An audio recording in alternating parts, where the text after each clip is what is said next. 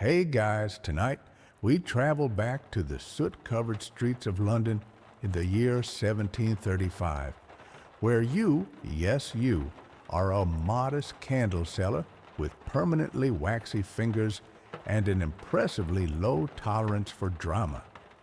Your mornings begin not with bird song or a gentle sunrise, but with the delicate sounds of coughing chimney sweeps and the melodic screech of iron wheels over cobblestones. The air smells faintly of coal smoke and yesterday's stew. Welcome to your life. Your bed is a thin straw mattress on a warped wooden frame, and the blanket you're wrapped in is aggressively scratchy. It was once wool, probably, but now it's closer to burlap with ambition. As you open your eyes, the first thing you notice is your breath. Visible. There's a fine frost clinging to the inside of your tiny attic window, a reminder that you'll be battling cold toes for at least another 2 months.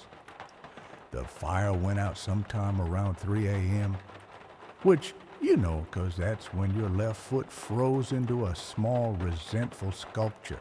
So, before you get comfortable, take a moment to like the video and subscribe. But only if you genuinely enjoy what I do here. And leave a comment letting me know where you're watching from and what time it is. I love seeing how far this little community reaches.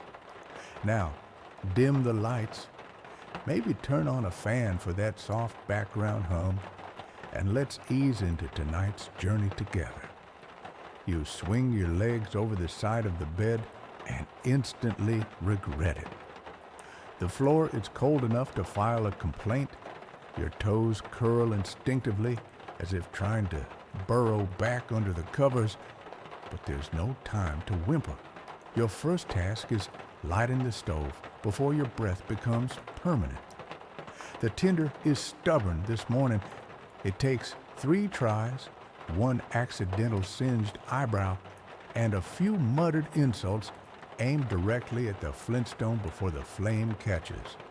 Once it does, a small pot of water goes on, and you begin the time-honored ritual of pretending that the barley water you're about to drink is in any way coffee. This is your version of a power breakfast. Hot brown liquid that smells like despair, a heel of yesterday's bread, and a single optimistic smear of goose fat. You chew slowly.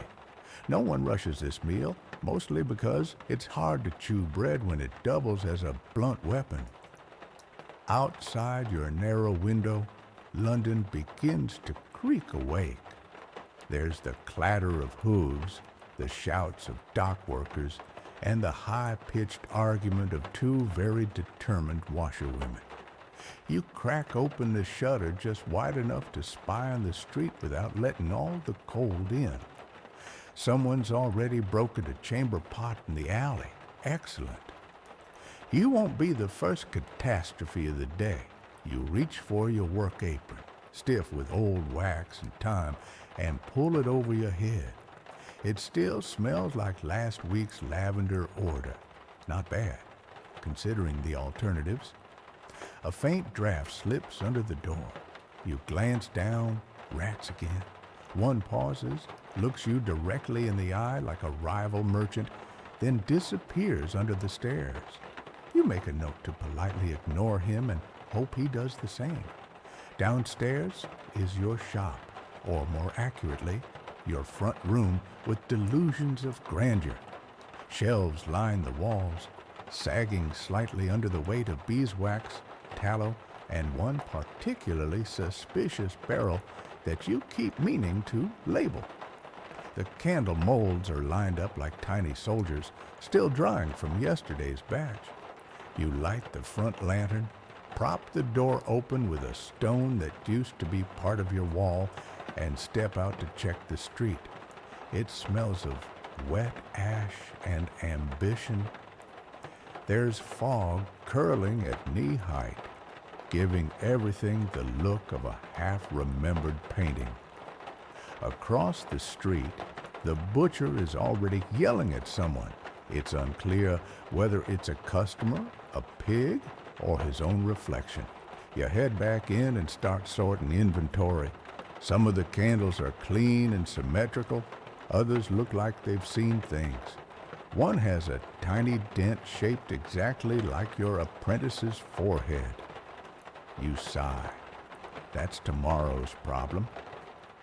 Historically speaking, the candle trade in 18th century London is in an odd place. Whale oil is all the rage for the wealthy, though you've never smelled anything quite so aggressively fishy. Most of your customers still prefer tallow, cheap, functional, and only slightly reminiscent of mutton stew gone rogue. One of your best sellers is the double dip taper, longer burn, more drip, and a faintly dramatic tilt. They're perfect for dramatic declarations, romantic dinners, or dramatic romantic declarations that end in tears and wax stains. Historians still debate whether candle making at this time was a true artisanal craft or simply a necessary evil that no one wanted to talk about at dinner. You personally lean toward smelly but noble, especially when you get the ratios just right and a candle burns evenly for 8 solid hours. A small miracle in a lumpy world. As you arrange the display in the front window, a pyramid of stubby votives surrounding a lone scented option labeled Spring Garden smells like hay and soap. You pause to glance at your hands, always covered in wax, always just a little too dry. You consider gloves, but last time they caught fire, so that's a no. You hear the bells from St. Botolph's in the distance. They mark the hour, faint and melodic, like someone trying to be polite about being late. It's time to open the shop for real. You brace yourself for the chill, the customers, and the inevitable questions about why your candles smell like sheep. The door creaks. The morning has begun. And so have you. You're barely 10 minutes into your day when the first knock comes. Not on the door, but on the window. 3 slow, deliberate taps, like someone unsure whether they want a candle or a confession. You look up to see the pale face of Mrs. Whitcomb, your most consistent customer and possibly your least consistent human being. She pushes the door open before you can reach it, bringing with her a gust of cold air and the unmistakable scent of wet wool and disappointment. Her bonnet has seen better centuries. You offer a smile that says, "Please don't ask for a refund again." And she responds with one that says, "I absolutely will." "Morning, love," she chirps, scanning the shelves with practiced judgment. "The last ones you sold me were a bit smoky." You know this dance. The complaint, the long sigh, the story about her cousin's wedding where someone's dress caught fire, though this version has a new twist. Apparently, the vicar blamed the devil and now refuses to enter any room lit by a taper. As she speaks, you prepare her usual order: 6 short tapers, 1 beeswax pillar, and a novelty cat-shaped candle she buys monthly for reasons she refuses to explain. While you wrap them in brown paper, she asks whether you've ever considered making candles that smell like lavender and justice. You tell her you'll look into it. You won't. Once she's gone, you finally take your first sip of barley water. It's slightly colder than when you made it. Somehow, it also tastes more like hay. You set it down and get back to sorting the recent batch of candles. Some with smooth, even finishes, and others with bubbles that look like cursed Swiss cheese. Outside, London clanks and rattles along. A cart full of cabbages passes by. driven by a man who appears to be yelling at his own horse in French. You wonder briefly if the horse speaks French, probably better than most humans do. The morning continues with a slow, steady stream of customers. A fishmonger with hands like oiled rope buys 2 thick stubs for his cellar. A teenager in an ill-fitting coat tries to barter a dead bird for a lantern candle. You politely decline, but compliment the feathers. He beams. It's possibly the only compliment he's heard this week. Then there's the priest. Father Abner arrives unannounced, as always, and glides in like he's floating on an invisible cloud of incense and judgment. He doesn't buy candles, he critiques them. "Still using the same tallow source, I see," he says, sniffing the air like a suspicious dog. You know, the bishop's nephew makes a fine beeswax. He's 7, very industrious. You nod, half listening, as he launches into a monologue about moral purity and wick length. There's a part where he compares uneven melting to spiritual decay. You consider asking him to leave, but he's the kind of man who would pray for your soul from just outside your door, loudly. After he leaves, thankfully without quoting Leviticus again, you finally have a moment of silence. You take the chance to examine your most recent experiment, a squat little candle shaped like an onion.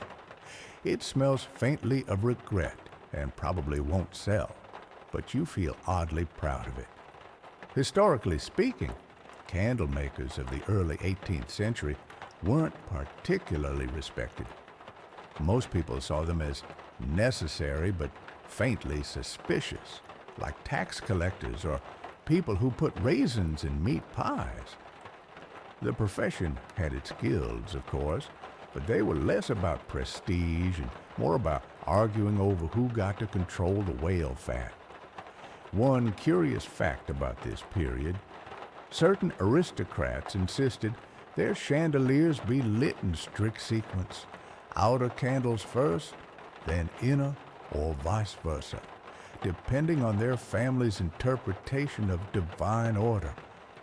Some even hired dedicated candlelighters known as illumination stewards, whose job was to set the mood for a room using only flame and passive aggression. You, of course, have no such luxury. You are the steward, the sweeper, the maker, the wrapper, and occasionally the bouncer. A surprising number of people try to steal candles, mostly by awkwardly shoving them up their sleeves and walking sideways out the door. It's always obvious. One of your more eccentric clients, Mr. Puddlewick, stumbles in next. He's a retired locksmith who now claims to be a freelance philosopher. He also claims candles are portals to the spirit realm, especially if lit while wearing copper socks. "Ever notice," he says, tapping his temple, "how the flame dances when you lie?" You say no, but now you kind of want to test it. He buys 3 thin candles and pays entirely in shillings, wrapped in cabbage leaves. Standard procedure.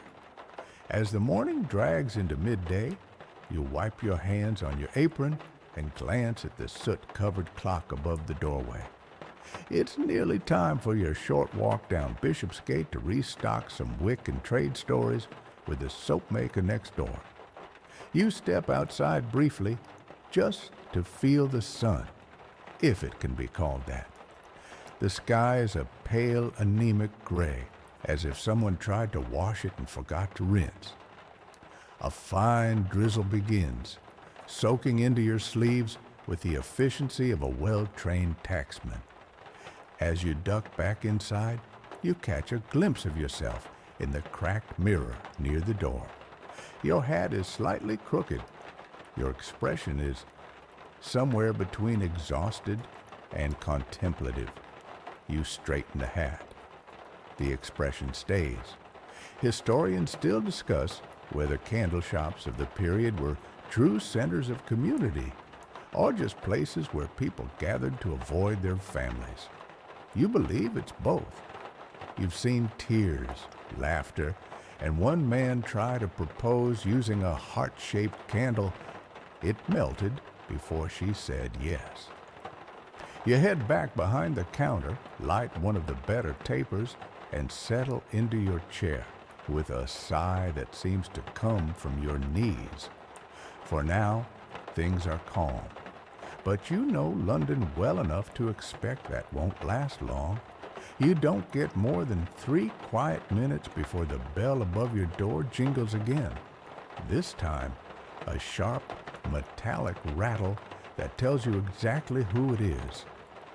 There's only one person in Bishopsgate who manages to open your shop door with that specific blend of enthusiasm and poor hinge control. It's Thomas, the boy who sells goose feathers and absolutely nothing else. He's about 11, has a permanent layer of grime under his fingernails, and swears loudly at inanimate objects when he thinks no adults are listening. You're not fooled. You know he does it for the drama. "Got any candle stumps you're throwing away?"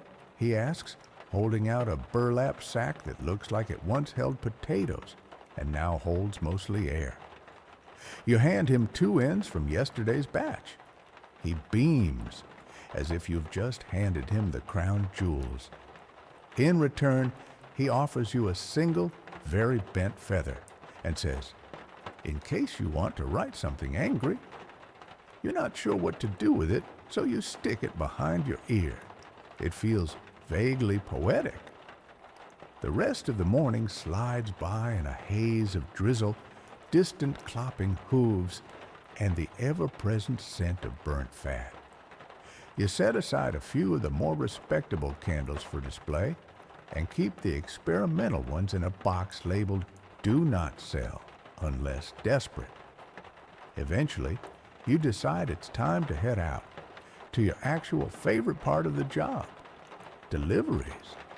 They get you out of the shop, give your legs something to do, and offer brief glimpses of other people's eccentricities, which is the lifeblood of any self-respecting candle seller. You load a small crate of finished orders into a battered push cart with one wobbly wheel. Today, you're delivering to 3 clients: a particularly dramatic widow, a bakery with more soot than sugar, and the rector of a chapel who insists on candlelight for all his sermons, even the ones on sunny days.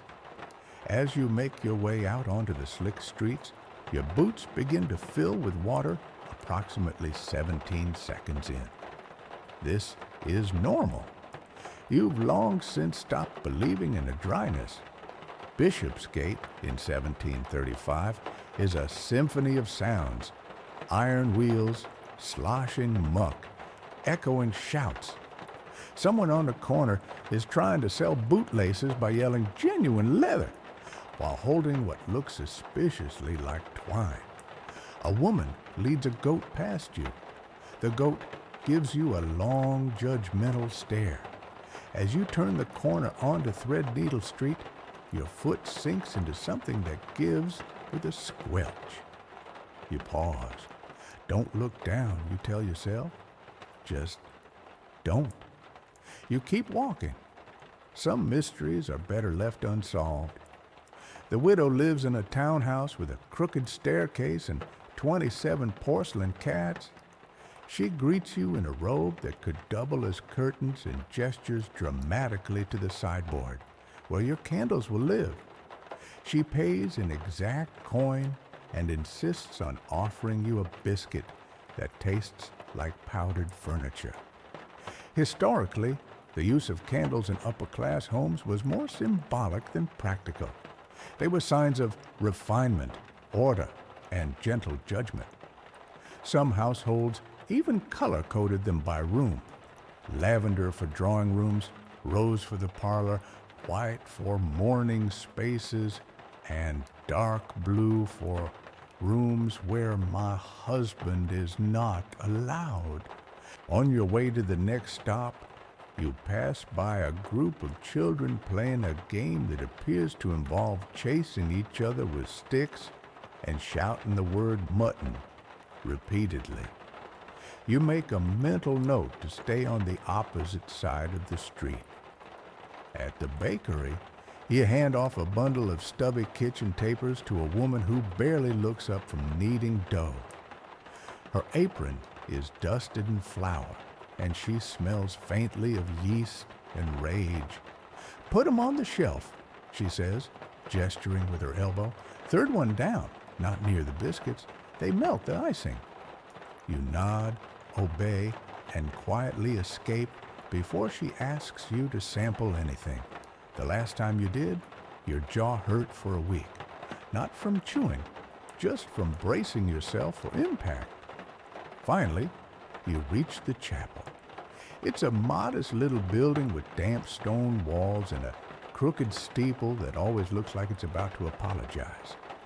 Inside, the rector greets you with his usual wide smile and rambling story about the time he lit 47 candles for a single sermon. "It was a metaphor," he explains again for the 8th time. You leave him with a new batch of beeswax pillars, extra slow burning, slightly domed, and a warning not to use them all at once unless he's hosting a wedding, an exorcism, or both. Historians still argue about the actual cost of candlelight in the 18th century. Some records suggest the average household used only one candle per evening, partly out of frugality, partly because of the fire risk, and partly because most people went to bed at 7 p.m. because life was exhausting. You, however, light your way home with a small stub, just enough to keep the shadows off your face, but not enough to draw the attention of petty thieves or overly chatty neighbors. As you wheel your cart back down the lane, a soft mist begins to fall, less aggressive than rain, more like a sneeze from the sky. It settles on your shoulders and sticks to your sleeves until you feel vaguely like a wax statue of yourself. At the corner, you pause to shake your boots out by stomping aggressively on a cobblestone. It doesn't help, but you pretend it does, for morale. Just before you turn back onto Bishopsgate, you spot an odd sight. A man attempting to juggle 3 turnips while reciting what sounds like a Shakespearean sonnet. You slow down. He's not bad. You consider hiring him to advertise your candles. Candles that smell like turnips and poetry. It could work. You finally return to your shop. The window is fogged up, the door creaks as usual, and the faint glow of a single candle flickers behind the counter. Everything is as you left it, except the rat. He has moved your feather. You sigh, remove your damp coat, and begin unpacking the crate. Another delivery done, another few shillings earned, another boot full of things that aren't entirely water, and the day isn't even over. The crate is lighter on the way back, but your shoulders still ache from pushing it over every cobblestone that London has decided not to fix since the plague. You'd think a city that big on empire might be a little more invested in even pavement. But no, London prefers drama, even underfoot. You set the push cart back in its corner where it leans against the wall with the posture of a very tired donkey. Then you do what every proud candle seller must eventually do. You wipe off the grime, you re-roll your sleeves, and you prepare yourself for what history will never properly appreciate, the midday rush, which in your case means 3 customers and a dog. The first to arrive is Mr. Canning, a man with a permanent squint and the general energy of someone who once lost a bet and never quite recovered. He's a lace merchant, or was, depending on who you ask, and he always enters your shop like he's not entirely sure whether he's dreaming or dead. Do you still carry you know, the twisty ones? He asks, gesturing vaguely at nothing. You know exactly what he means.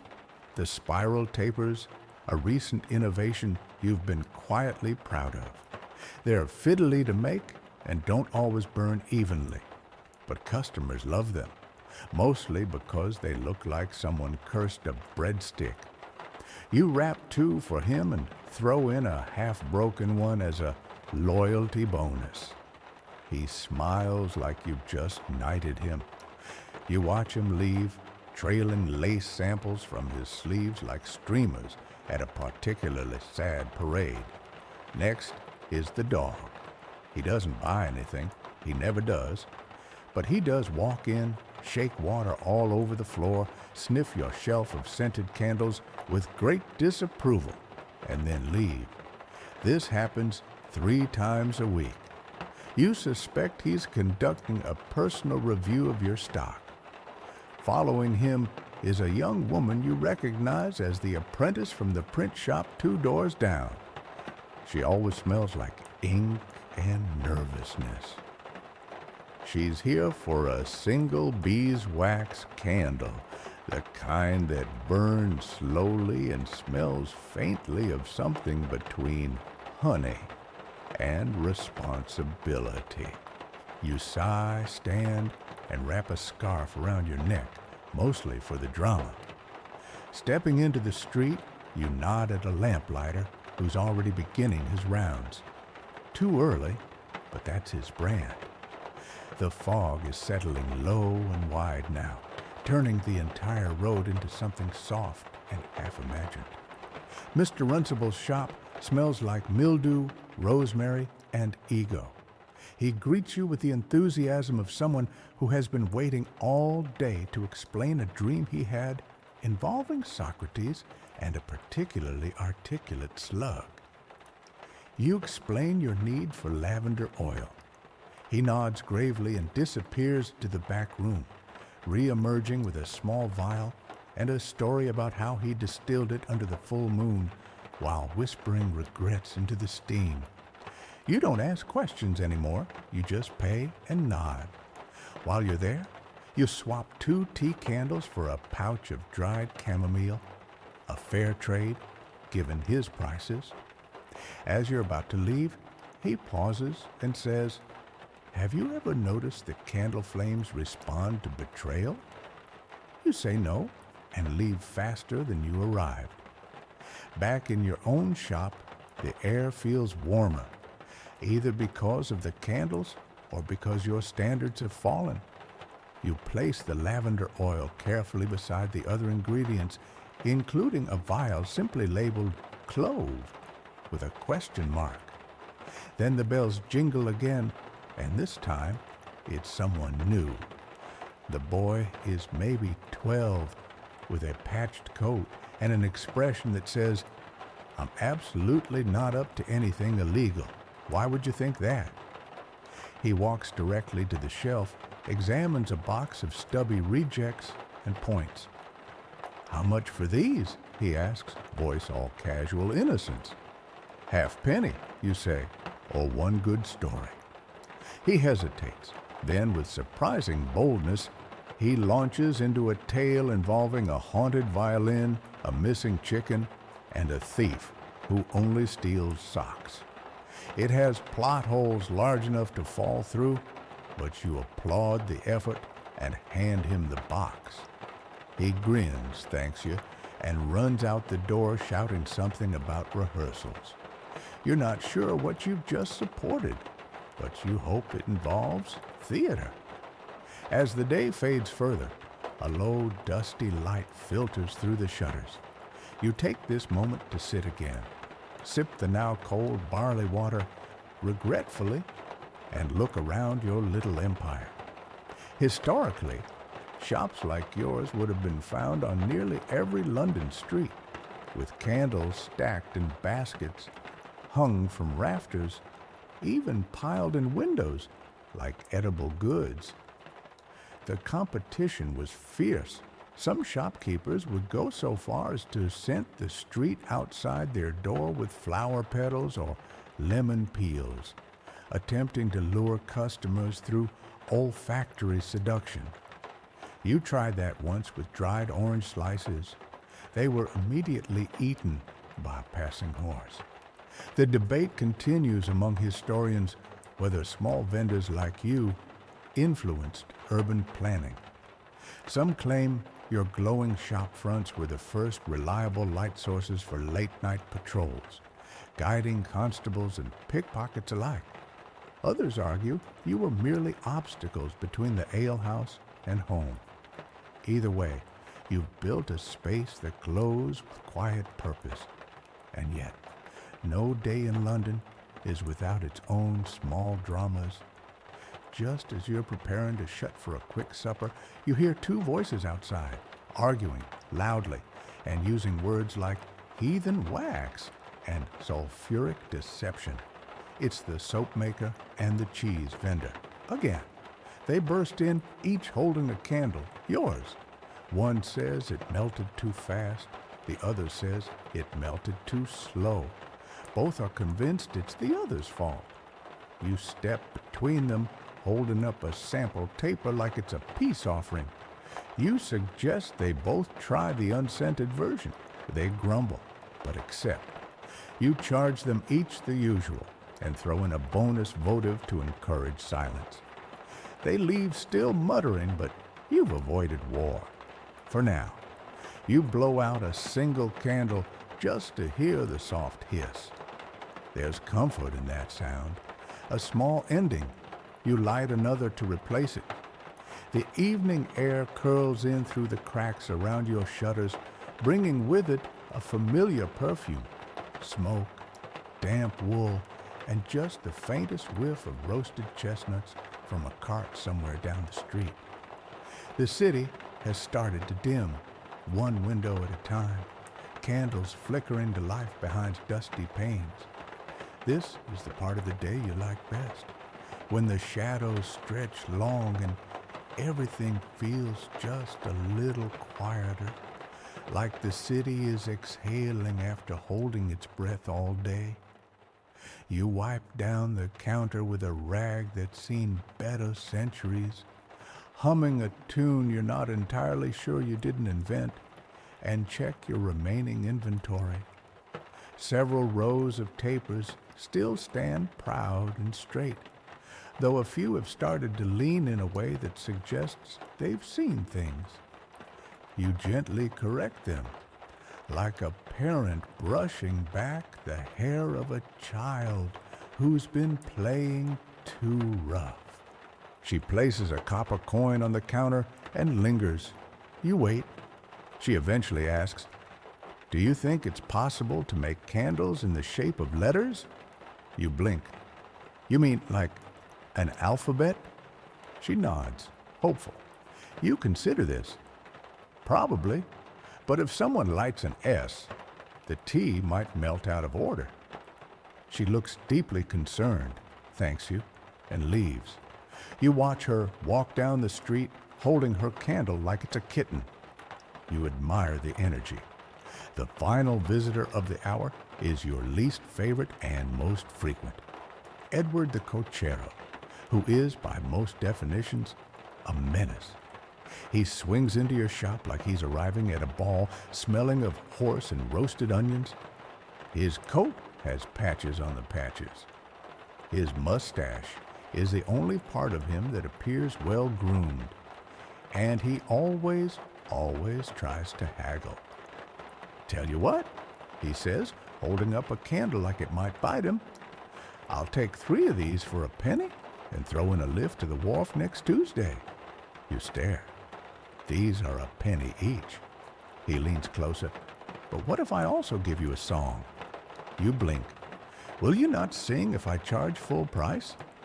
He considers. "Deal." Edward is, by trade, a carriage driver, but by passion, he is an amateur poet and serial negotiator. He never has exact change.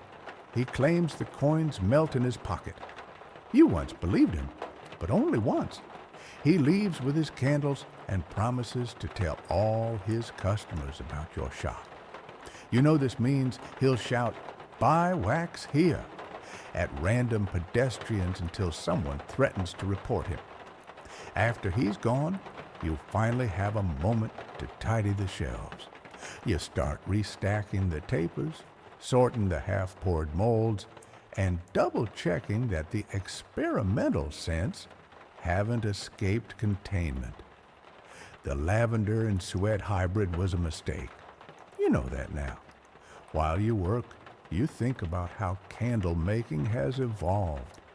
A century ago, people were still dipping wicks into tallow by hand, counting to 10 between dips, praying that the fat wouldn't spoil too fast. Now you have molds made of pewter and tin, and even a wooden press that someone once called too clever by half. Progress, apparently, offends some people. Still, not everything is science. Some of your best results come from instinct.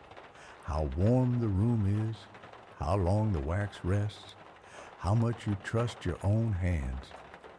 Historians still debate whether candle making counted as a trade or a craft. You believe it's a bit of both, with a dash of minor alchemy. You're just finishing a fresh batch of votives when the rat returns. He sits on the windowsill like he owns it. You toss him a crumb from your sad lunch loaf. He accepts, then disappears again. You hope he never brings friends. The afternoon light begins to fade, casting everything in that golden, syrupy haze that makes even soot look poetic. You light a single candle and place it on the counter. It flickers briefly, then settles into a calm, steady burn. You stare at it longer than necessary. Candles are strange things. They burn themselves away to give others light. Sometimes you wonder if that's noble or just poorly thought out. Either way, you've based your entire career on it. Might as well commit. A gust of wind rattles the window panes. You close the shutters. There's still more day ahead. More wax to pour. More strange conversations to have. More people who will ask if you have anything that smells like roses but also like brandy. And as always, more wax on your sleeves. You've barely sat down for the first time in hours, just long enough to feel your knees remind you of their existence, when a new voice floats in from the door. Did you hear about the butcher's pig? The voice belongs to Agnes, the flower seller from 3 streets over, who speaks like gossip is her primary trade and petals are her hobby. She doesn't wait for a response, she never does, and waltzes into your shop like she's claiming diplomatic immunity. It escaped, again, 3rd time this month. They say it's possessed, swam the Thames, stole a child's sandwich, and bit a constable on the leg. You raise an eyebrow. That's quite a pig. She nods solemnly. Legendary, really. You offer her a candle in the shape of a daisy, a mold you tried once for spring. She clutches it dramatically and declares it an omen of fate, before whispering that she'll pay you on Monday and exiting in a swirl of cheap perfume and goat hair.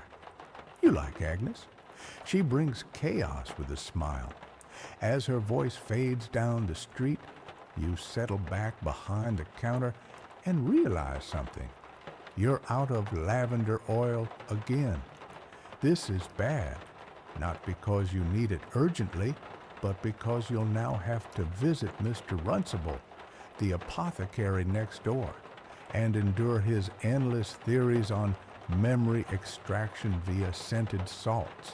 A knock at the door. Not the usual customer knock. This one's hesitant with pauses, as if someone's negotiating with themselves about whether or not to bother you. You open it to find a tall, pale man in an overcoat that has never been fashionable and absolutely refuses to start now.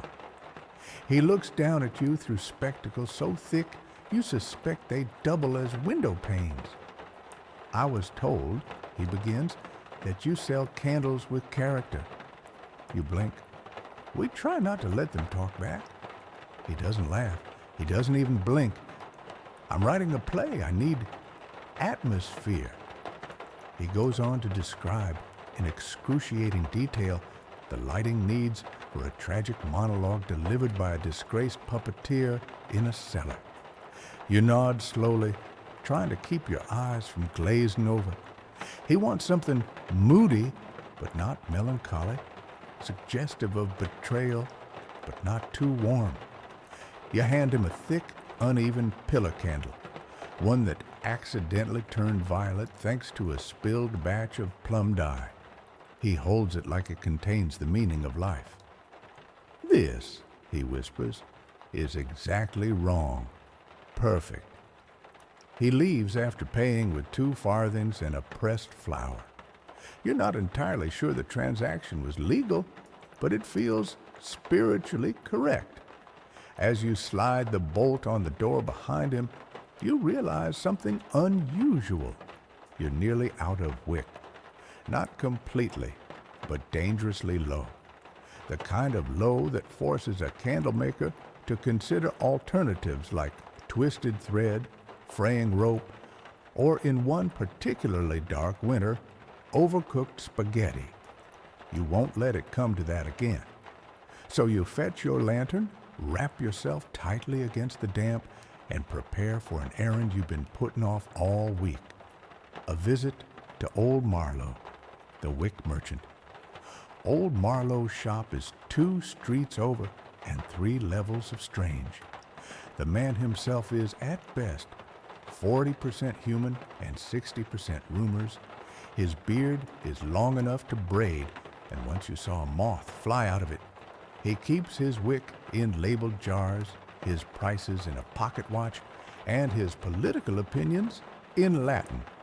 You knock. "I've got the good flax," he croaks, before you even say your name. He ushers you inside. The room is dark, save for a single hanging candle that seems to float above the counter like a ghost with career ambitions. Shelves line every wall, filled with bundles of wick in varying thicknesses, twisted into loops like pale snakes asleep in jars. "Need medium twist," you say. "Ah," he nods, "the gentleman's choice." As he wraps the spool, he tells you a story about a sailor who once used candle wicks to patch a sail during a lightning storm. The story ends with the ship catching fire, but he assures you it was very inspiring. You exchange coin. He gives you a piece of licorice for the road, and you head back into the night. Historically, wick making was a separate trade entirely. Candle makers often had to buy pre-made wicks unless they had the tools and time to do it themselves. The best wicks were made from twisted flax or cotton, tightly woven, designed to curl as they burned, trimming themselves in the process. Of course, there were also cheaper options: hemp, jute, and for one brief and terrible week in 1702, straw. Some debate still lingers among historians about whether wick quality affected social perception. Did finer wicks make you look richer, or did they simply burn brighter, long enough for someone to see your muddy floors? Scholars can't decide, but you've met enough customers who sniff candles like they're judging a wine tasting to know the answer is probably yes. You return to your shop and tuck the spool away in your cabinet, next to the tin of mothballs and a scrap of paper labeled "Mystery Scent, Do Not Open." You don't remember what it is. You do remember sneezing for 2 days. There's just enough time left in the day to pour one last batch before supper. You select your molds, heat the wax, and begin the gentle, practiced rhythm of pouring. Slow, steady, steady, stop. Pouring wax has its own music. its own pacing. You listen for the little hisses, the way the liquid curls, the scent that blooms when beeswax hits hot tin. You lose yourself in it. Pouring candles is oddly like meditation. If meditation involved boiling fat and potential burns, you breathe slower. The world narrows. Time becomes irrelevant.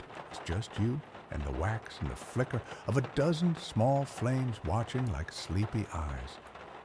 When you're done, you wipe your hands on your apron and admire your work. The molds sit in neat rows, quietly setting. A dozen new candles, still warm, still soft, like bread, but less forgiving.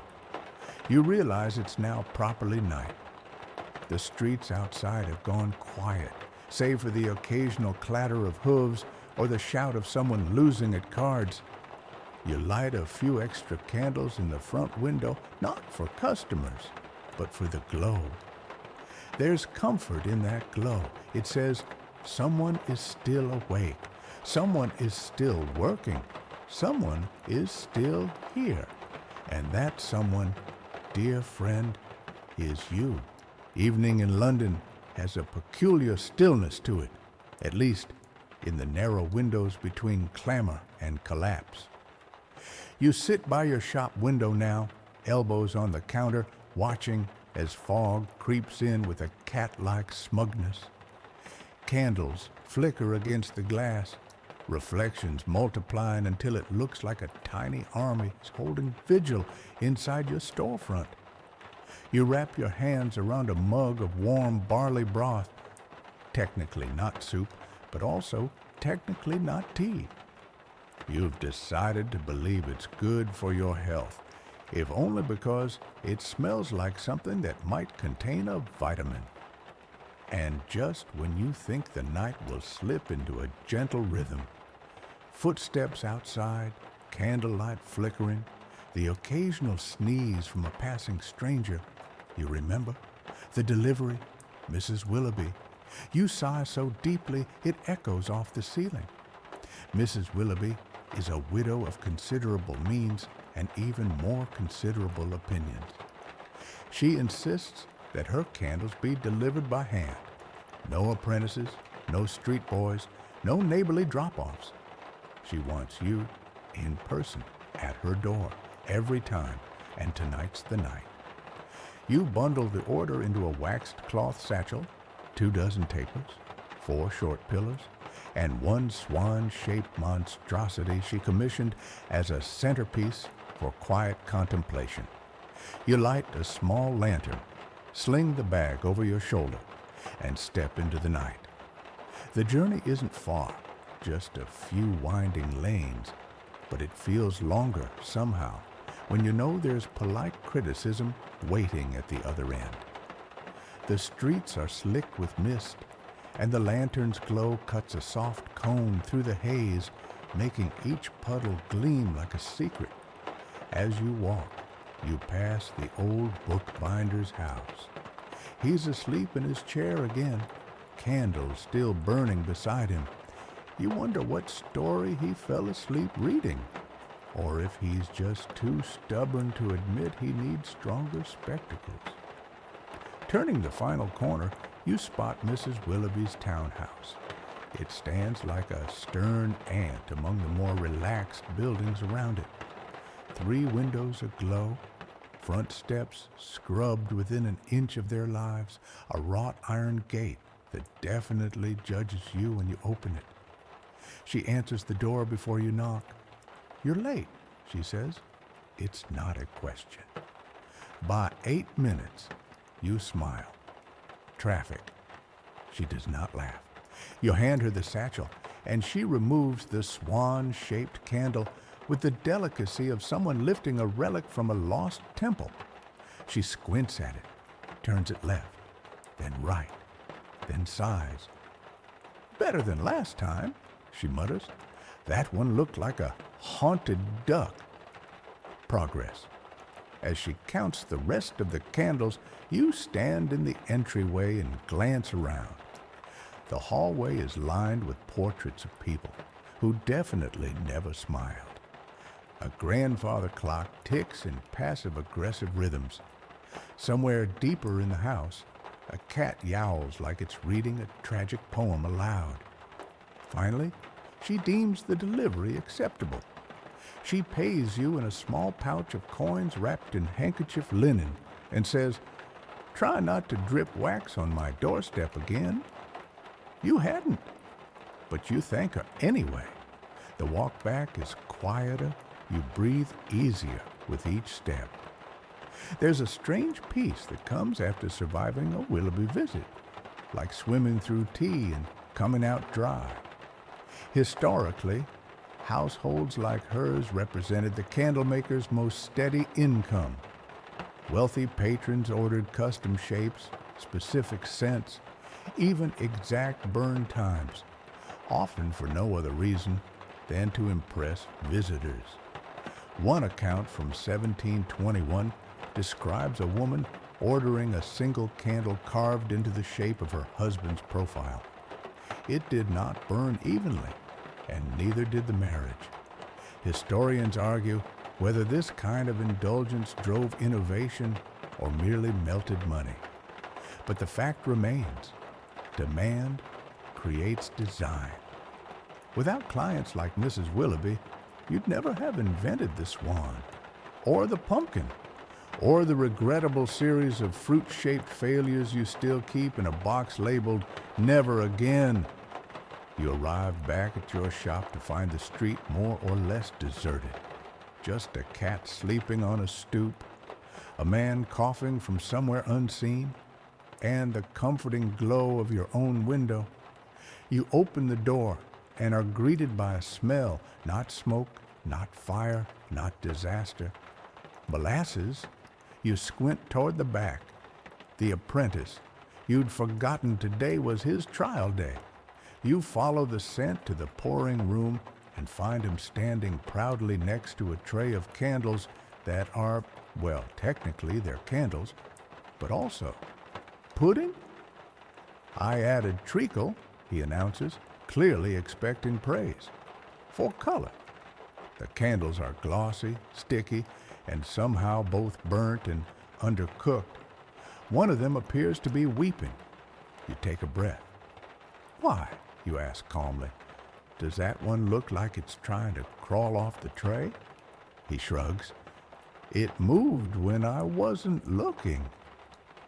You make a note to clean it with gloves, possibly tongs, possibly fire.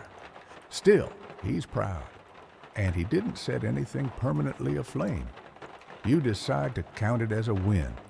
You assign him sweeping duty and pour yourself a small mug of apple water, which is neither cider nor comfort, but close enough after a long day. You settle in by the window once more, candles casting halos of light across the wooden floor. You watch as the apprentice begins sweeping, missing half the wax chips but hitting every squeaky board. His heart's in it.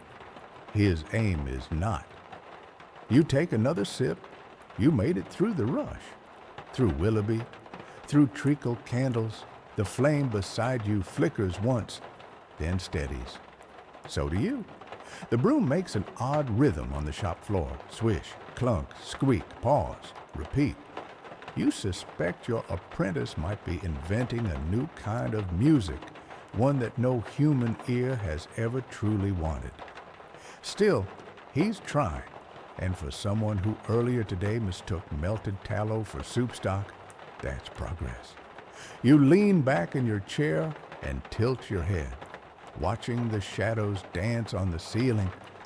The flicker of candlelight turns the wooden beams above into shifting lines, like brush strokes across a sleepwalker's painting.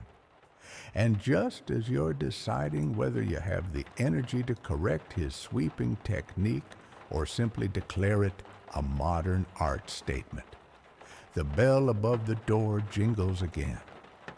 You look toward it with the slow, cautious optimism of someone who might finally get a customer who knows what they want. Instead, in walks Mr. Harrington. You sigh. Not out loud, of course. That would be rude.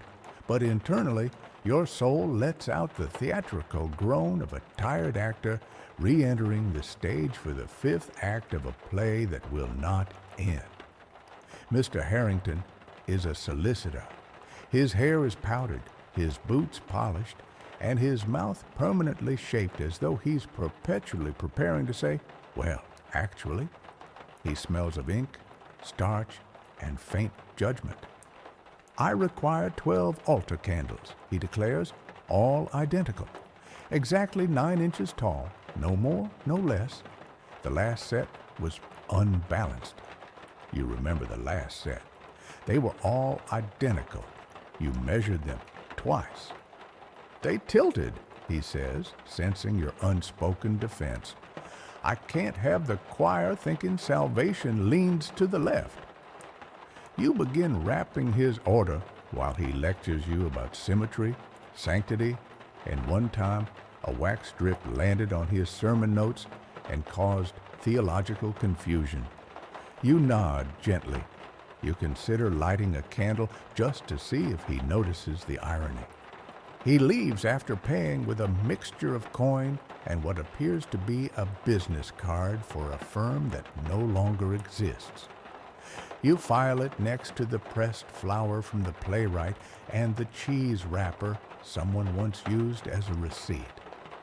Historically, altar candles in the 18th century were serious business. Churches commissioned them in batches, often using the highest quality beeswax available.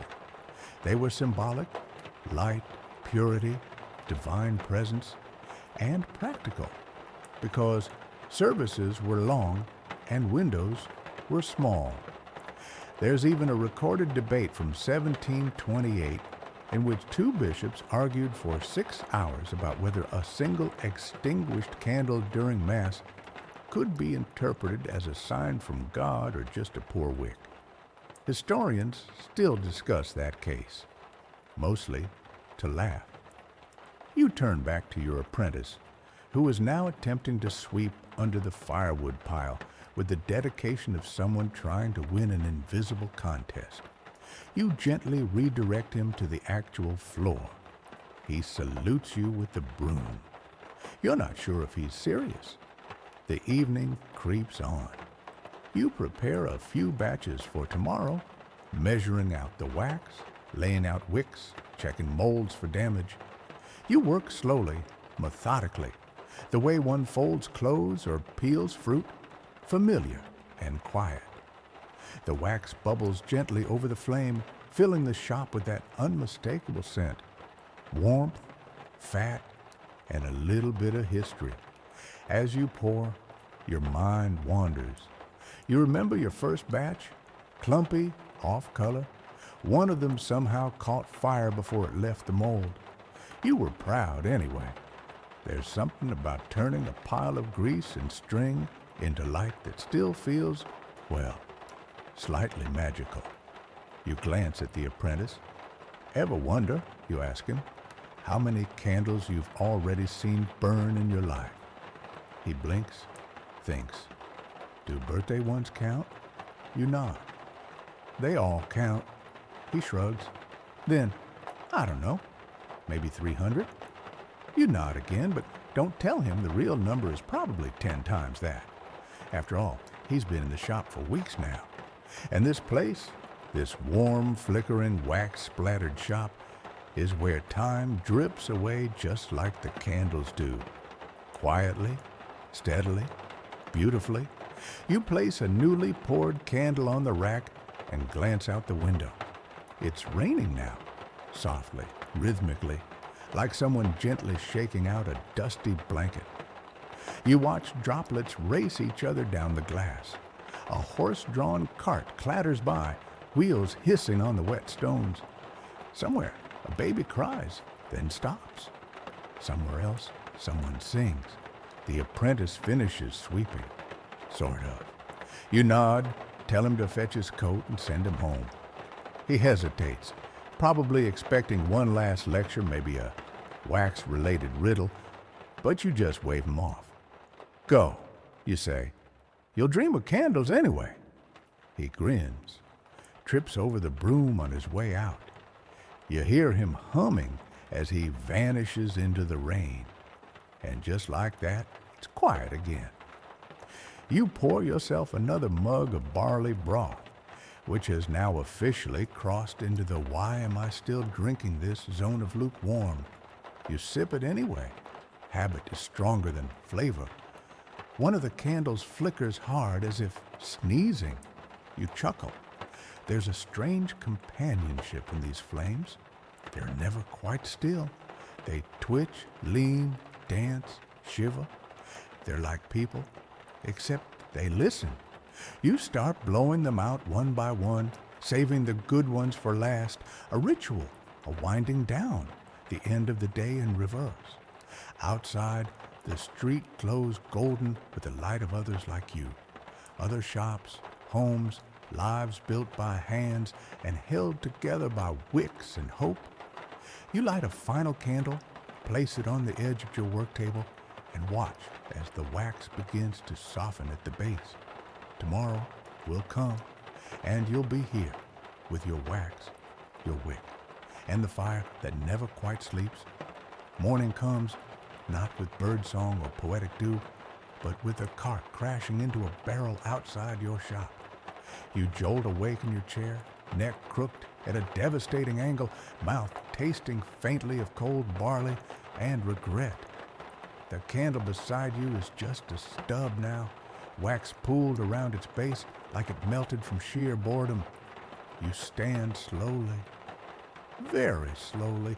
Every joint in your body sounds like it's asking for a raise. There's no point in denying it. Your back is now 80% candle wax and 20% complaints.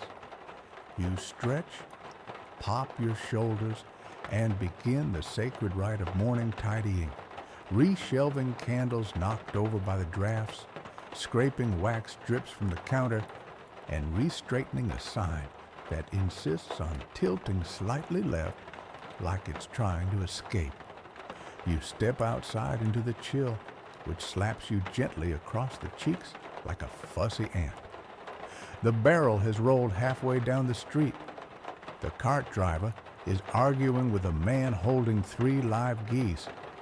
One of the geese appears to be winning. You go back inside. Your first customer arrives earlier than expected.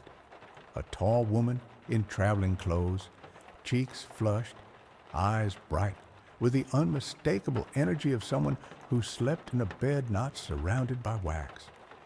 She removes her gloves carefully, then pulls out a list. I need candles that can survive a week on horseback, she says. You blink. Where are you going? War? Bath. She wants 3 dozen short tapers, 2 boxes of windproofs, and 1 emergency lantern candle. You didn't know emergency lantern candle was a thing. You make one up on the spot by choosing the sturdiest looking pillar and wrapping it in optimism.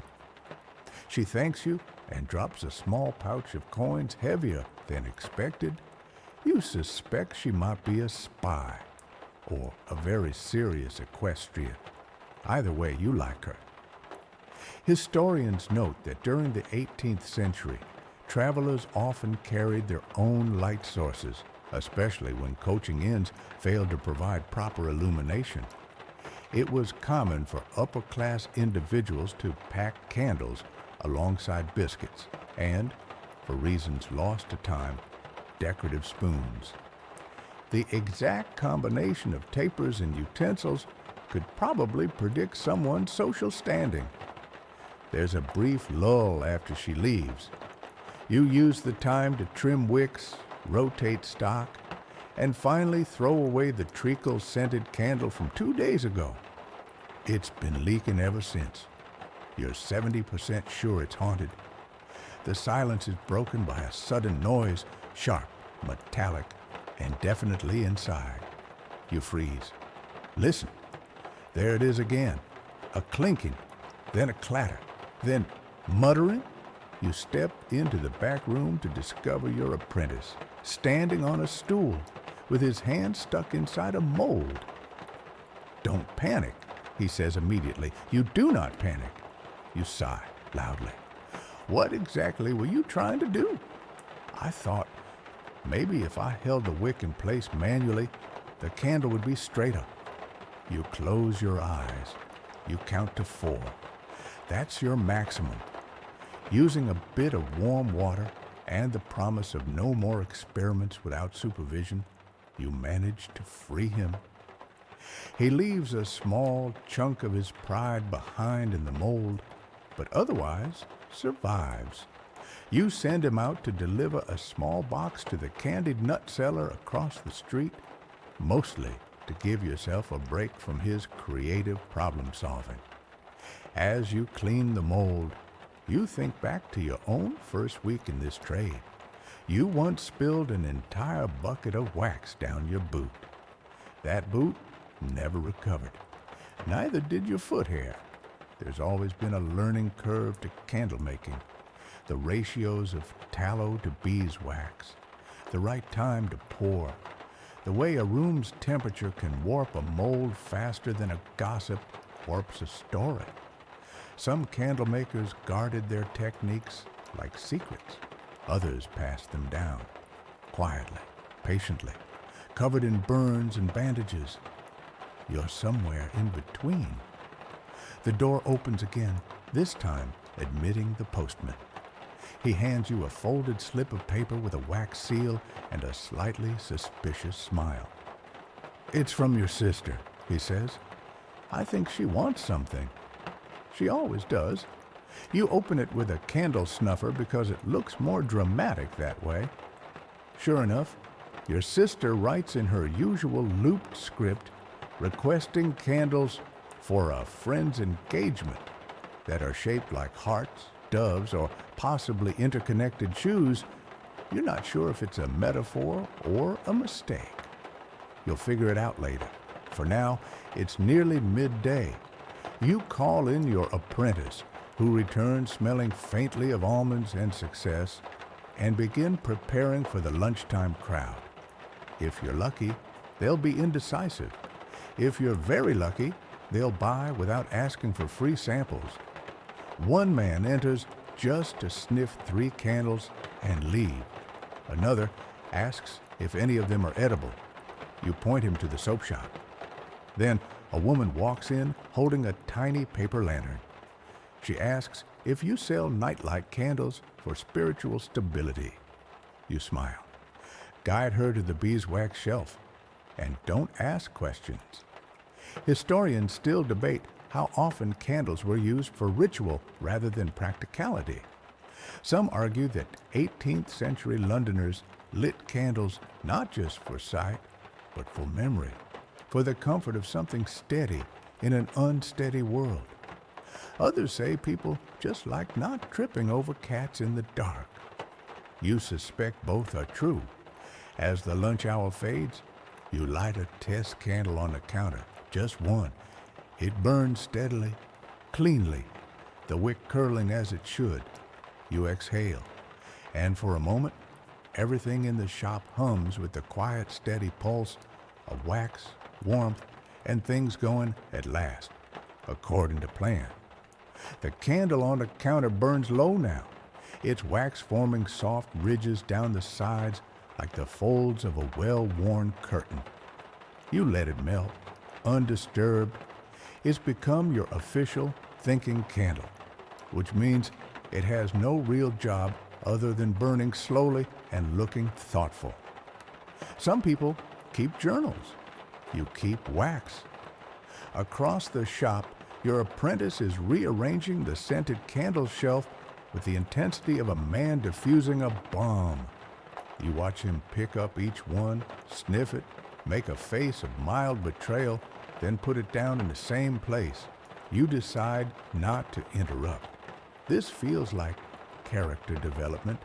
You turn to your paperwork, or rather, your paperwork, which is a loose term for a stack of receipts, orders, and several doodles of animals made entirely of candles. There's one that looks like a squirrel, another like a sheep, and a third that may be either a horse or a badly shaped teapot. As you're trying to decipher whether Mrs. Finch, 8 stinkers, is an insult or a request, the shop bell jingles with such force you flinch. A boy barrels in, red-faced and breathless, clutching what appears to be a soot-covered hat. "You're wanted," he huffs. "Urgent. Big customer. Over on Gutter Lane. Real fancy house. Smells like cinnamon and arguments."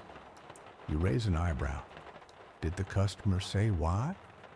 "Didn't ask," he says, already halfway out the door.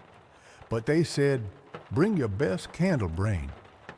You stare at the now empty doorway, then at the candle burning quietly on your desk, then at your apron, which somehow has acquired another wax stain in the shape of a turkey leg. You suppose it's time for a field trip. You grab your satchel, stocked with a range of samples, wick trimmers, 2 wax scent test strips, and a small vial labeled "Do Not Drop." You've forgotten why, but you trust past you, and head out. The air outside is thick with mist and the sweet smoke of roasting chestnuts. Children shout somewhere down the lane, and someone's playing a sad tune on a violin that's almost in tune. The street narrows as you approach Gutter Lane, where the houses get taller and the windows get judgier. You find the address. The door is painted the color of old wine, and the knocker is shaped like a lion who looks like it's reconsidering its life choices. You knock once, twice. Then a butler opens the door so smoothly, you're not entirely sure he used his hands. You're led through an entryway that smells faintly of cinnamon, myrrh, and expensive decisions. Rich people's houses all seem to have the same aura, like they're trying to apologize for being cold by offering too many rugs. You're guided into a drawing room where a woman in a powdered wig and a dress large enough to hold council meetings sits sipping tea. She eyes you as if mentally measuring how much wax you're worth. "I need ambiance," she says without introduction. "For a gathering, influential guests. I want something provocative." You nod slowly. "You mean lighting?" "Obviously, but with feeling." She gestures to a table cluttered with test candles from other shops. Most of them are shaped like fruit, mythical creatures, or badly conceived cherubs. One has melted into something resembling a disappointed duck. You pull out a test candle, simple, elegant beeswax. No shape, no scent, just pure, steady light.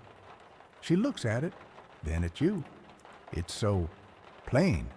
You nod, which is why it works. A beat, then brilliant. You secure an order for 3 dozen before the tea goes cold. She signs off with a flourish and sends you on your way with a single orange as a gesture of respect. You accept it like it's a trophy. Outside, the fog has deepened, turning lanterns into floating orbs and figures into whispers. You walk home slowly, partly because of the slick cobbles, partly because you enjoy the quiet. Gutter Lane disappears behind you like a dream that smelled faintly of nutmeg and ego. When you return to the shop, your apprentice is asleep behind the counter. There's a half-eaten biscuit next to him and a candle burning beside it. You almost scold him. Almost. But the candle's doing its job, burning calmly, casting a steady glow over the room. You let him sleep. You sit at the back workbench and begin preparing the Gutter Lane order. High-quality beeswax, hand-trimmed wicks, precise pours. No frills, just light, honest and quiet. Historians still argue whether such bespoke candle orders were common or reserved only for the theatrical elite. Some letters from the era suggest that lighting design was an art long before electricity entered the picture. Others argue most people just wanted to not walk into walls. Either way, you're part of that strange lineage now. As you pour, the wax swirls in the mold like golden syrup. The room is warm, soft, filled with the smell of honey and history. You think of all the places your candles go, into homes, into churches, into moments people remember without realizing it. You never see what happens once the flame is lit, but you know something changes, just a little. The last candle of the batch is perfect. You hold it up, watch the flicker reflect in its soft golden sides, and smile. The candles set overnight in neat rows, cooling into quiet perfection like soldiers in waxen repose. You wake early, before even the rats have resumed their shift, and find the shop bathed in gray pre-dawn. The air is still, heavy with the scent of beeswax, old wood, and something faintly sweet, possibly the orange from yesterday, which you'd placed on a shelf and promptly forgotten. It now stares at you from beneath a stack of wick spools like a citrusy omen. You start your morning routine in silence. No barley water today, just actual tea, gifted by the apothecary during one of his more lucid moods.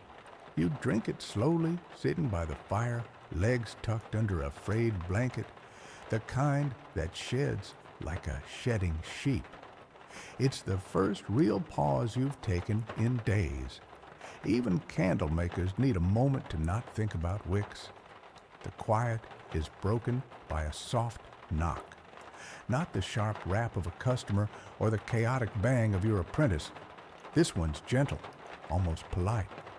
You open the door to find a child holding a folded bit of parchment and a hat, several sizes too big for their head.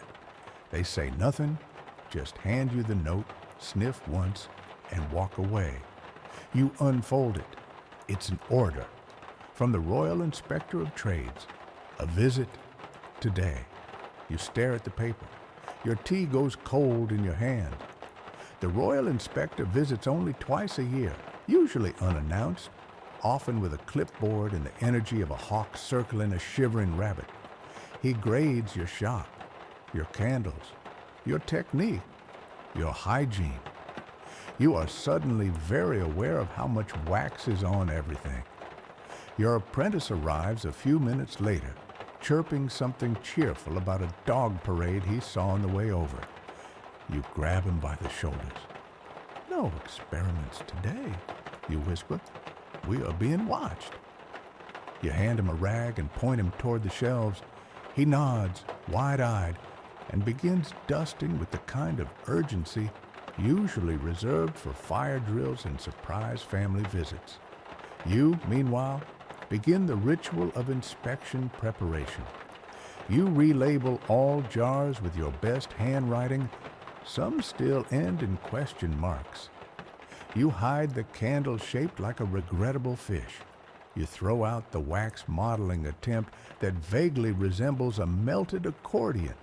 You even polish the counter, which hasn't seen its true reflection since the last eclipse. And then you wait. Mid-morning turns into midday. No sign of him. You try to relax. You try to believe maybe it was a clerical error. Maybe he visited yesterday and got distracted by a bakery fire or an unusually loud violinist. It's London. Stranger things have happened. And just as you begin to unclench your shoulders, the door creaks open. He's shorter than you expected, neatly dressed, hair parted like a geometry lesson. He carries a satchel and a face that looks like it's been carved from a single block of disapproval. Behind him, a scribe follows, quill already poised above a ledger, like it's eager for scandal. He doesn't greet you. He simply says, "Begin." And so you do. You show him the wax, your tallow, your beeswax, your experimental blend that may or may not include rosemary. He sniffs, grunts, takes notes, occasionally raises one eyebrow so high it enters a new tax bracket. You demonstrate your pouring station, your wick measuring technique, your cooling rack, which has been scrubbed to the point of sterile despair. Your apprentice demonstrates a mold pour. He doesn't set himself on fire. You count that as a small miracle. The inspector examines the shelves, the floors, the candles in the window. He picks up a candle at random, smells it, licks it. You weren't ready for that, but you don't flinch. You keep your hands politely behind your back, fists clenched in prayer. He sets the candle down. Acceptable, he says. You exhale for the first time in what feels like a decade. Then comes the final question, the one they all ask. Why do you still make candles? You could say for the money. You could say for the trade. You could even say because I can't stand accounting. But instead you shrug. They're honest. They burn slow. They don't lie. He pauses. Then for the first time he smiles. Barely, but it counts. He scribbles something in the ledger, nods once, and leaves. The scribe winks at you on the way out. You're not sure if that's a good sign or if your apron is on inside out again. Once the door closes, you and your apprentice collapse into chairs like puppets with their strings cut. He asks, "Did we pass?" You nod. You think, "Probably." You light a candle in celebration, a small one, just enough to keep the shadows at bay. Historically, trade inspectors were both feared and mocked. Records show that some would measure candle length with gold-plated rulers or sniff wax and pretend to faint if it wasn't pure enough. Others were just bored men with too much time and a government seal. Historians disagree whether they helped improve quality or just gave vendors something to panic about twice a year. You're leaning toward the latter.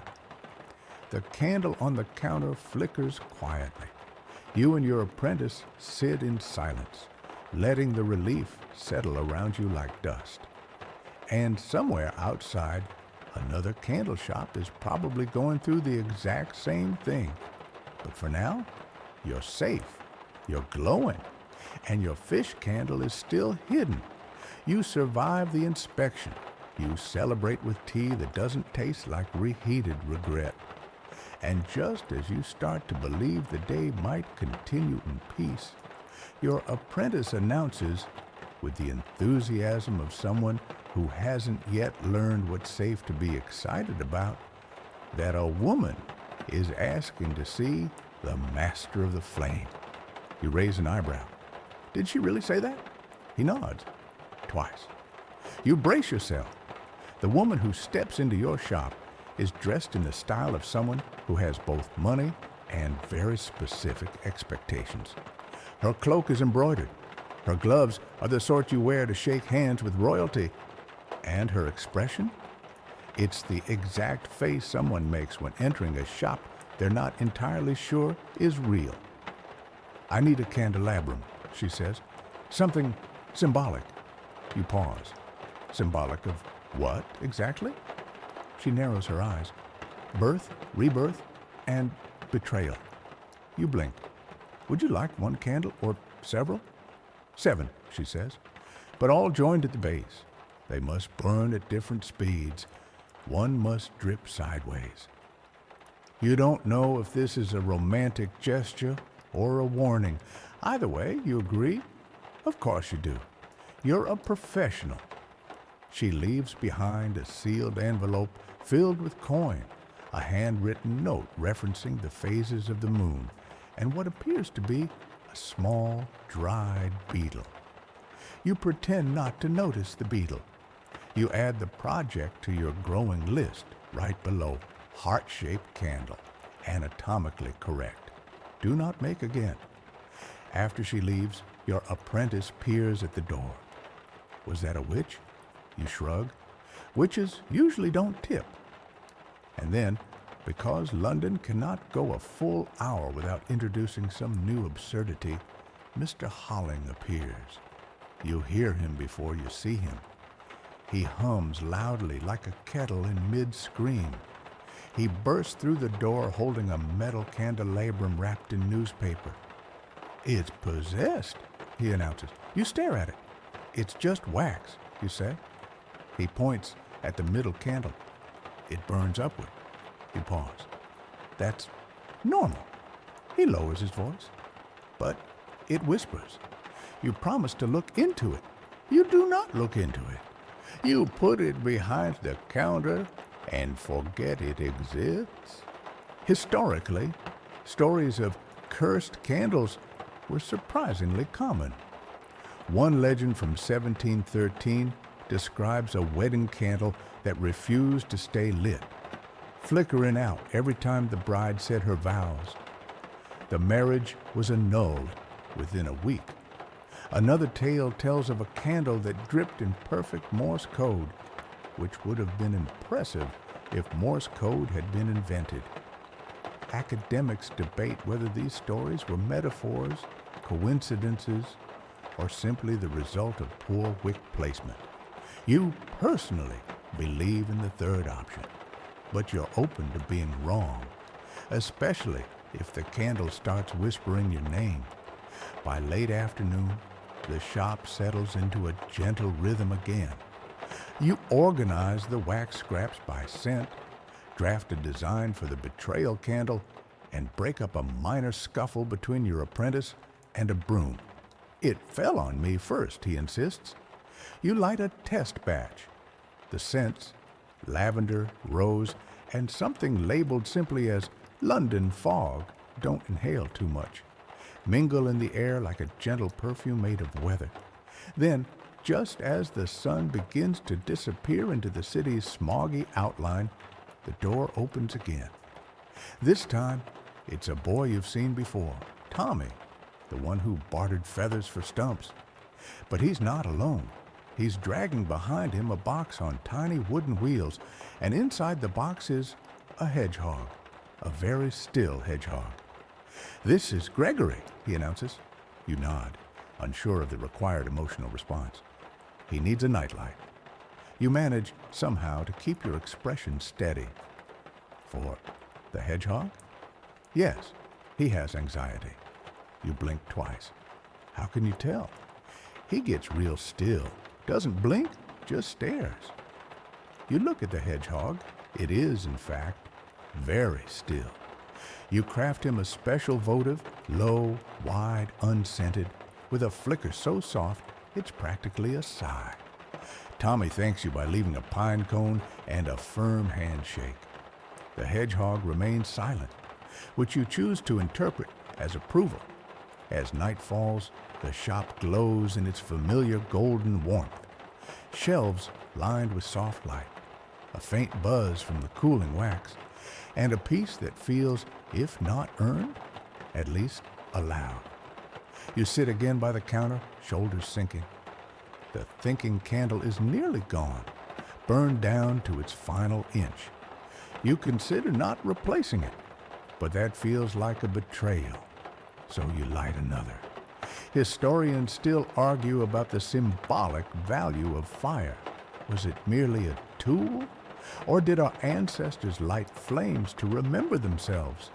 Tiny, flickering reminders that they existed, even when surrounded by dark. You don't have an answer, but you understand the question. You blow out a test candle. The smoke coils upward like a thought forgetting itself, then fades. You wake the next morning, not to the usual thudding of cartwheels or apprentice chaos, but to silence, which is immediately suspicious. The candle stub on your bedside shelf has burned all the way down, leaving a thin trail of wax along the wood. You sit up slowly, listening. No broom being dropped, no clatter of mold tins, no muttered curses about spilled wax. You shuffle downstairs in your sleep shirt and find your apprentice standing motionless in front of the workbench, staring at something. You follow his gaze. It's a candle, or at least it was. Now, it looks like art, maybe? It's shaped like a tower or a hat on top of a tower that melted sideways during a strong opinion. I didn't mean to, he says. You believe him. You also believe that, left alone for another 10 minutes, he might have attempted a self-wick. You hand him a piece of bread and politely guide him toward the street for fresh air and fewer creative urges. Once alone, you survey the state of the shop. It's not bad. The display candles are mostly upright. The scented collection is alphabetized, though someone has filed pine under T for tree. And the wax pots are cool but clean. You start your morning properly this time. A real cup of tea, a slice of bread with just enough butter to pretend you're wealthy, and a few moments of peace watching the flame of a test candle sway gently with the breeze sneaking through the floorboards.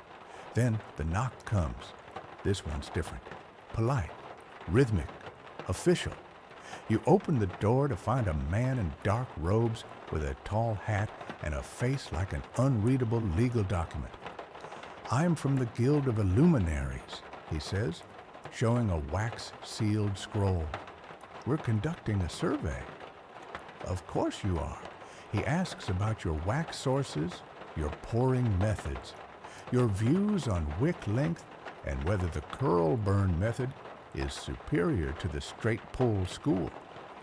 You do your best to answer honestly while wondering if this is a test or a very boring prank. Eventually, he relaxes, sort of.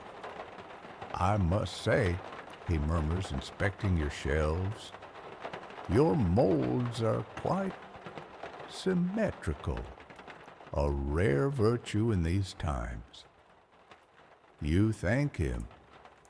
He nods once, hands you a small pin in the shape of a candle flame, and leaves. You wear the pin for the rest of the day. You're not sure what it means, but it's shiny, and it catches the light when you move, and that's good enough. Historically, trade guilds in 18th century London varied between helpful regulation and elaborate theater. Some set real standards, others just threw banquets and argued over who got to carry the banner during parades. The Guild of Illuminaries, according to several diaries, was the quietest and cleanest of the lot, if a bit obsessed with uniform flame height.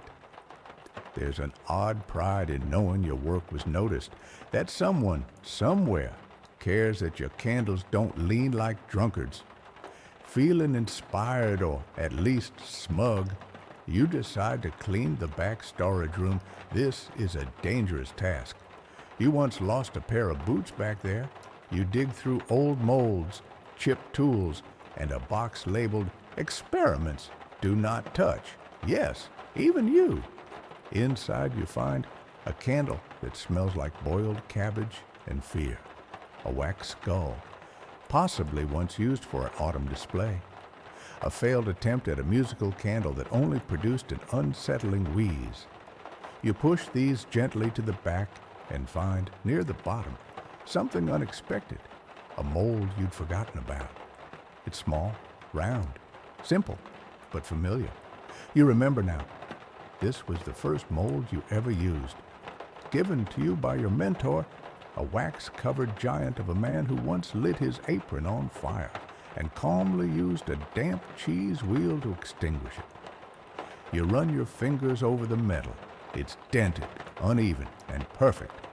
You set it on the bench, heat some wax, and pour a batch. Just 6 small candles. For yourself. For memory. While they cool, your apprentice returns, holding a broom and wearing a crown made of rushes. Found it near the river, he says proudly. You decide not to ask. You task him with rearranging the plain candles shelf. He does so by sorting them into categories such as sturdy, optimistic, and has seen things. You approve of this method. The day wears on. A few regulars stop in. Mrs. Whitcomb complains that her cat finds your candles arrogant. A baker buys 3 tapers and leaves a scone behind. A man in a red coat asks for something romantic but not desperate. You give him the rose-scented double pour with the soft edges. He leaves hopeful. By evening, the shop is warm and humming. You light one of the old mold candles and place it on the counter. It's not perfectly straight. The wax pulled slightly on one side, but it burns beautifully, slow, bright, and you let it. Because perfection is for guild inspectors, but this is yours.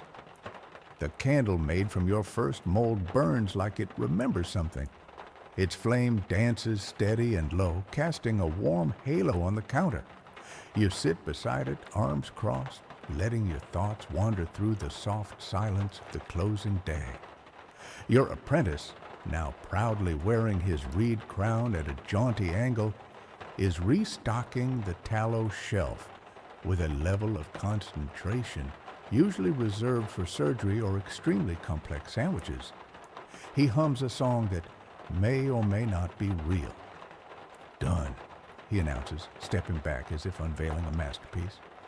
The shelf, while technically organized, now features a best-in-show candle and several with hand-drawn faces on their labels. One is frowning. Another appears to be winking. You consider correcting him, then decide to leave it. Customers enjoy a bit of personality, even if that personality now includes a candle named Reginald. You begin preparing for tomorrow, refilling oil pots, trimming wicks, jotting down inventory notes that you definitely won't misplace this time. You sweep the floor again, this time catching a stray feather, a lost button, and something that might once have been a raisin. You don't investigate. Just as you're settling into a rhythm, a knock comes at the back door. That's not normal. Only 3 types of people knock at the back door: tax collectors, candle thieves, or Mr. Humbert. You open it to find Mr. Humbert. He's your neighbor, your sometimes competitor, and your always conspiratorial co-conspirator in candle gossip. His shop specializes in novelty shapes, frogs, swords, ships, once a full roast chicken. He claims he can make wax look like anything and has only caught fire twice. He holds up a box, grinning. "Trade," he offers. You let him in. It's candle-maker tradition. Even rivals need their rituals. Inside the box are 3 stubby candles shaped like crowns, and one glorious monstrosity that appears to be a wax recreation of the city of London. The bridges alone must have taken hours. "I made it for a client," he says. "They never came back. Thought you might like to display it or melt it slowly for spite." You trade him a bundle of slow burners and 2 of your forest breeze experiments, which smell faintly of pine and questionable memory. You sit and talk as the evening deepens about wax prices, customers who ask for discounts because of aura reasons, and the ongoing mystery of who's been stealing your display matches. "You think it's the rats?" he asks. You sip your tea. "Number the rats would pay." He nods, solemn. Historically, the relationships between tradespeople varied wildly. Rivalries, partnerships, shared secrets, and stolen techniques. Some cooperated to survive. Others dueled with price wars and whispered insults. But in a city like London, with so many mouths and only so much light, cooperation often made more sense than competition. You and Humbert fall into a comfortable rhythm of candle talk, which to outsiders sounds like nonsense, but to you is practically a dialect. That batch curled like a guilty vicar. Used the long pour on Thursday, regretted it by Friday. Ever tried fennel? Regretted that immediately. Eventually, he yawns, collects his crowns, and heads back into the fog. You return inside, the shop now dim except for a few soft glows. Your apprentice has fallen asleep again, this time upright against a sack of wax, holding a candle like it's a stuffed bear. You drape a blanket over him and let him be. You light a few more candles, not out of need, but for comfort, for glow, for the way the shop feels when it's softly alive, even without customers. You take out a new mold and begin pouring, an idea inspired by tonight's conversation. A candle shaped like a lantern. You smile at the irony. The wax moves easily, filling the space with a gentle plop and curl. The scent of beeswax is warm and heavy in the air. Outside, the fog thickens, making the shop feel like an island afloat in mist and flame. You step outside briefly, lantern in hand. The street is hushed. The usual sounds, horses, voices, music, have quieted to a low murmur. You can just make out the glow from a few other shops, like distant stars in a sky made of bricks and chimney smoke. A lamplighter walks past, nods at you, and says nothing. The silence is companionable. You go back inside. You check the locks, the shutters. You turn down the flame in the back room, leaving only one taper to keep the shadows from claiming it completely. The mold has cooled enough to remove the candle. You lift it from the tin, hold it up to the flickering light, and smile. It's not perfect, but it's honest. And like most things in your shop, it was made with steady hands and quiet hope. You place it on the display shelf, right next to Reginald, who continues to wink smugly. You sit back down and listen to the candles breathe. You wake to candlelight. Not the wild flickering panic of something gone wrong, but the soft, steady kind. The kind that says, it's early, but the world isn't rushing you yet. Your apprentice is already up somehow. He's sitting on a stool near the workbench, gently shaping leftover wax into what looks suspiciously like a rabbit wearing boots. You decide not to interrupt his process. Art must happen where it must. You stretch, letting your joints click back into their appropriate positions, and begin your morning inspection. Nothing is broken. Nothing's on fire. No wax is in the teapot this time. These are victories. You light your thinking candle for the last time. It's now less than an inch tall, a little stub of a veteran, proud and flickering like a knight standing on the edge of retirement. Today is market day, which means foot traffic, noise, and the endless echo of someone trying to sell eels by yelling louder than necessary. You prepare your stock accordingly. Simple tapers, small pillars, and a few novelty shapes, just enough to draw attention without inviting debate. By mid-morning, the crowd has begun to swell. Voices outside rise and fall like a tide.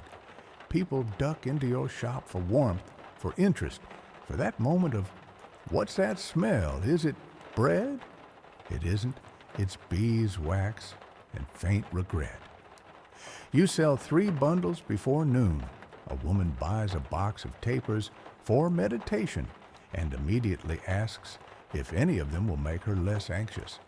You tell her they're emotionally neutral, which she accepts without blinking. Then there's the man with the hat.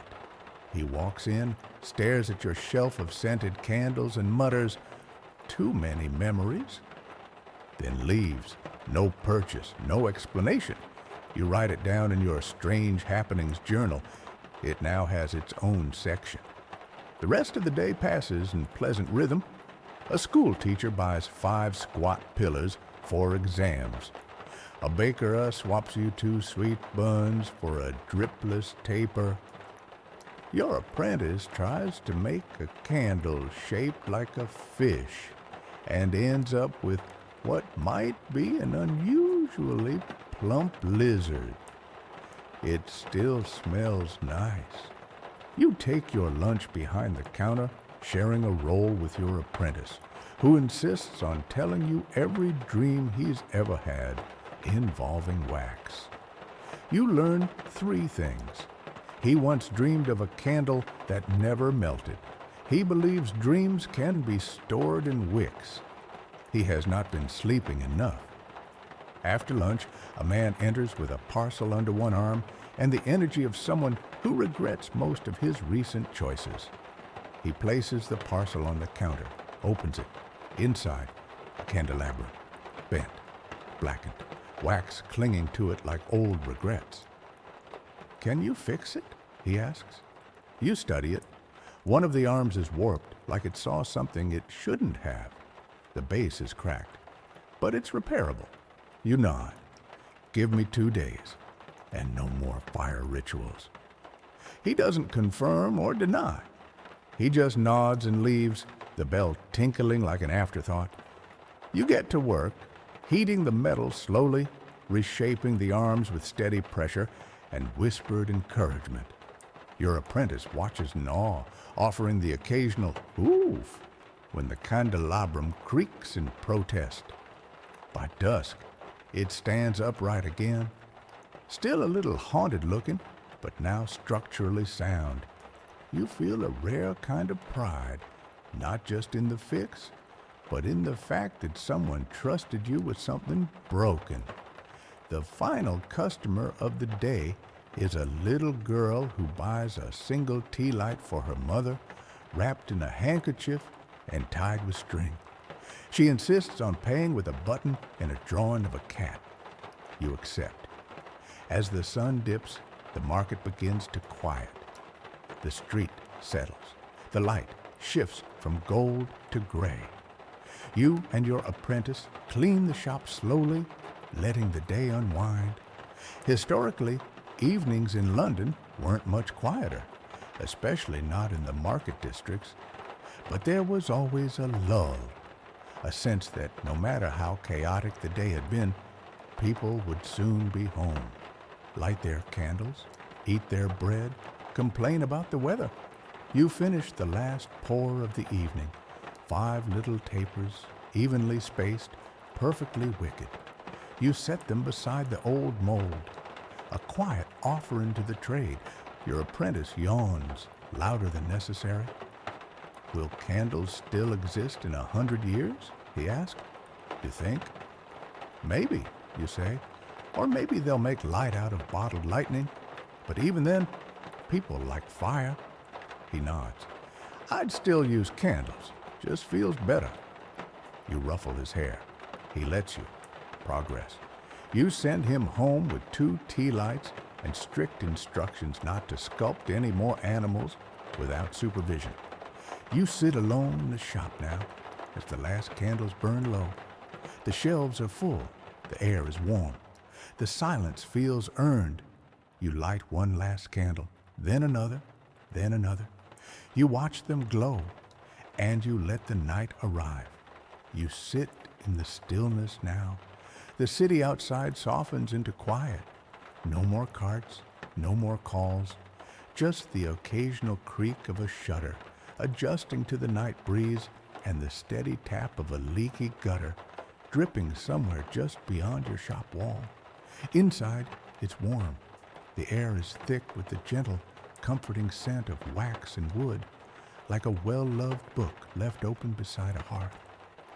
The last few candles flicker softly across the shelves, casting long shadows that stretch and fade, as if they too are getting ready to sleep.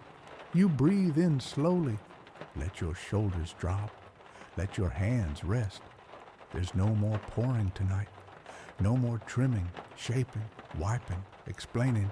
Just glow, just hush, just the small golden rhythm of fire doing what it does best, burning not to shout, but to comfort.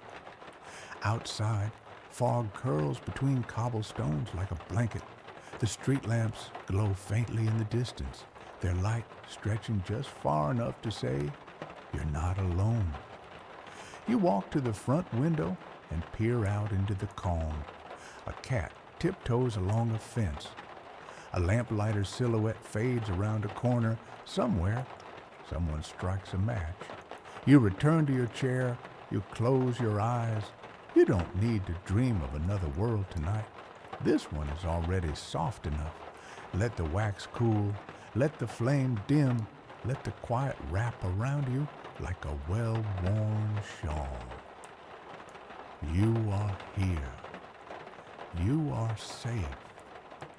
And the candle still burns just for you. Have good dreams.